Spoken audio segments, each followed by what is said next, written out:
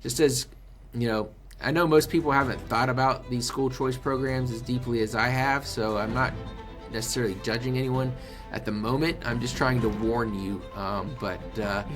Yeah. eventually, the voice in the wilderness is crying out, and no one's listening. Yeah.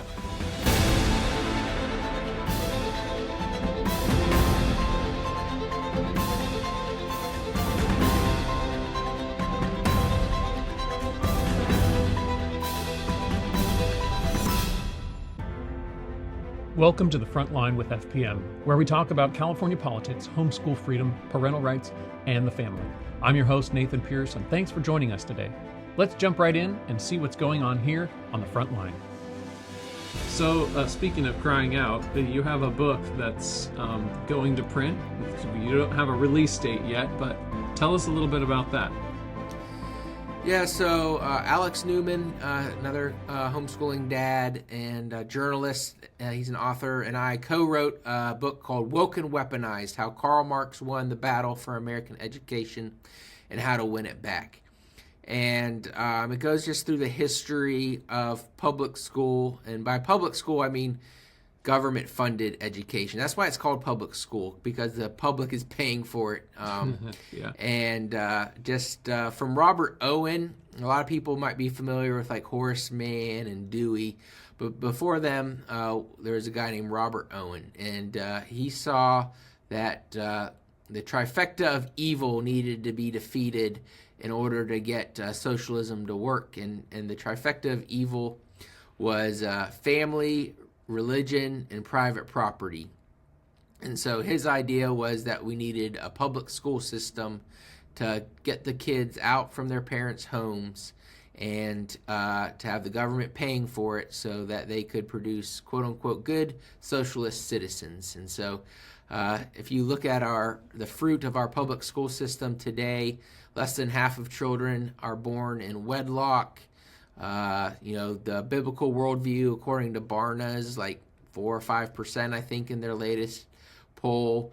And if you're like me, you're paying 30, 40, 50% of what you earn to taxes every year. So it seems like private property's been ruined. We have almost no true religion left except for statism and, humanist Marxism. And, marriage is, is at an all-time low. So that's why we say Karl Marx won. And if we want to win it back, we have to start doing things God's way instead of man's way. All right. And you said that when does that book come out? Yeah, so it's going to be shipping in late January. Okay. And we hope to have it on Amazon sometime in December. But just we're working on the website, but wokenweaponized.com should be up and running here, hopefully by the middle of November or by Thanksgiving. So, Okay. it's time's going quickly. Yeah, it sure is. Well, looking forward to that. We have our Capitol Day coming up toward the end of January here in California. It's kind of where we, as homeschool families, gather at the Capitol. We tell legislators kind of the importance of the freedoms that we have to homeschool, that we like the law the way it is in California, and we want to keep it that way. We're not asking for handouts. We reiterate that, which sometimes is difficult for them to understand. It's hard to get that message through sometimes because they're so used to hearing the demands for money. So I was thinking about that and thinking, we need more people to come to that. And your book really kind of emphasizes the need for people to be active and to pursue doing things God's way and to encourage and teach others about that. Yes. So in terms of Capitol Day, what are your thoughts on getting engaged in civic things and Capitol Day specifically?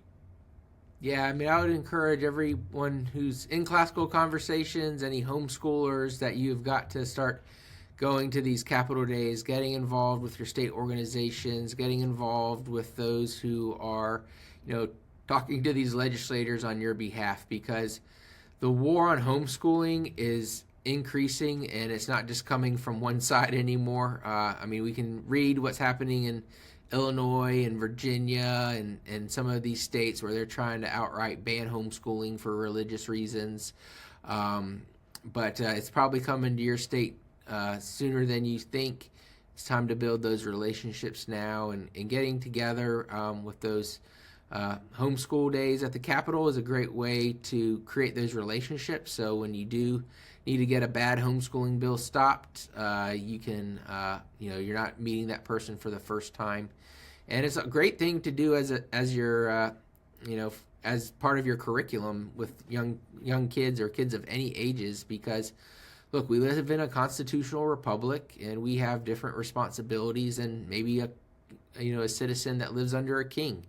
And I hear that something like 50% of Christians don't vote. I don't know that 50% of homeschoolers vote, and that's millions of people that could literally change and get better people into office. So I don't know if it was Plato or Aristotle said the problem of good people not getting involved in politics is we're ruled by our lessers, and I think we can see that all around us. And of course, it's very frustrating.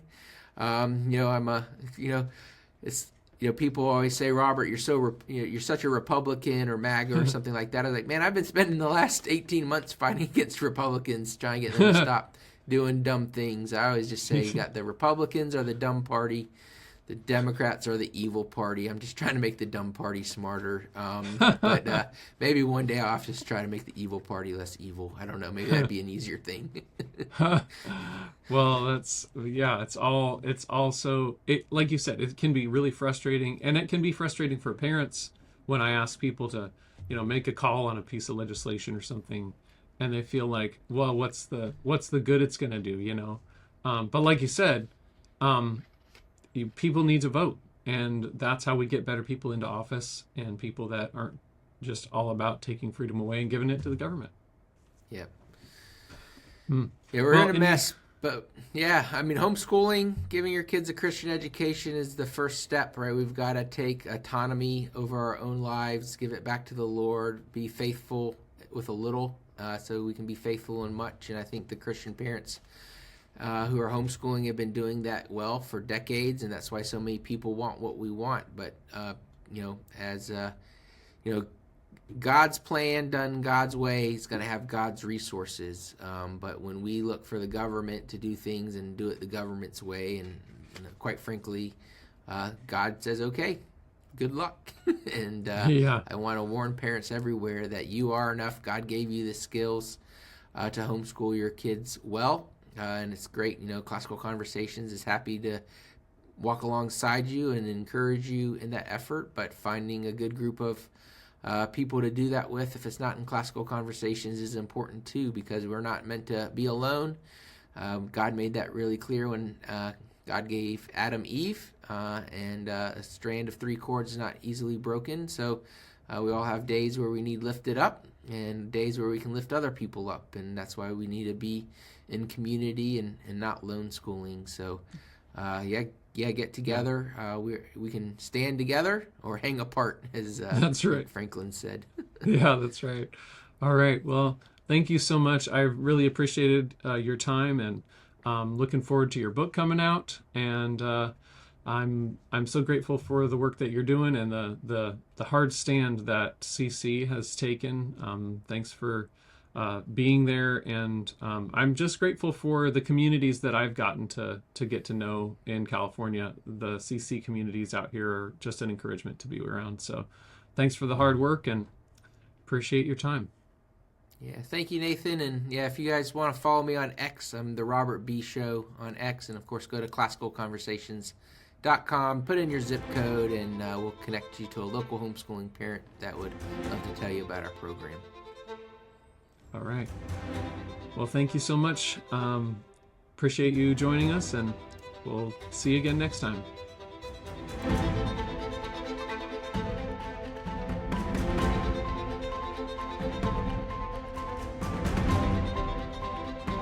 Tune in next time for an interview with HSLDA's founder and former president, Mike Smith. March 1983, Nathan. That's pretty incredible. And HSLDA has certainly gone on to do a lot of incredibly important things for the homeschool community, both in California and across the nation and even around the world now. What would you say are some of the highlights over your years there? The highlight would be the long-term battle to legalize homeschooling. And Nathan, as you know, every state recognizes a legal way to homeschool. So the law varies from very unregulated to very regulated and everything in between. But in every state in the United States of America, you have a right to homeschool. That's the biggest achievement that HSLDA has. And honestly, we couldn't have done it. There were two partners that we had. God, who blessed our efforts. It was obvious through some miraculous stuff that happened. And through our partners through the state associations like CHIA and Family Protection Ministry. As you know, it takes two to tango. We have to have somebody in that state that knows that legislature. Now, we have a lot of members and we can put pressure on the legislature. We do it ourselves through lobbying, but we have to have a partnership. Family Protection Ministries was our best partner throughout my time at HSLDA. Thanks for joining us for this episode of The Front Line with FPM. For more information about the topics we discuss here, check out Family Protection Ministries at fpmca.org and subscribe to our channel.